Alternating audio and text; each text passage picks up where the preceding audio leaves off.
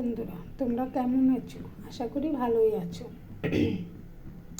আজকে আমি রান্না করছি আমের চাটনি।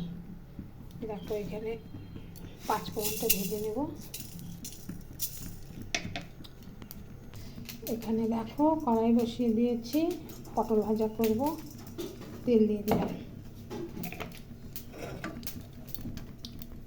এদিকে দেখো 5 ফোড়নটা ভাজা হয়ে গেল, নামিয়ে দেবো। এদিকে দেখো পটলগুলো ছেড়ে দেব।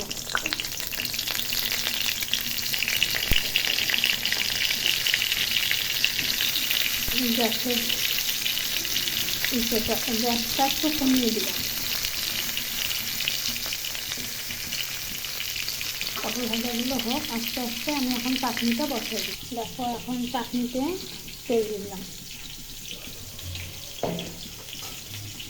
একটা শুকনো লঙ্কা দিয়ে দিলাম, একটু 5 ফোড়ন দিয়ে দিলাম, একটু ভাজা ভাজা হবে।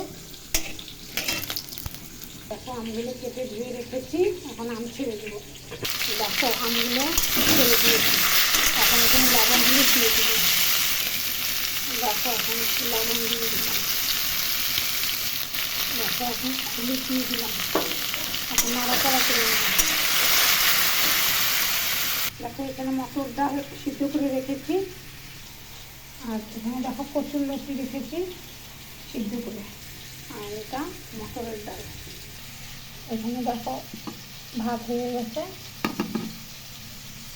দেখো পটল ভাজা হচ্ছে।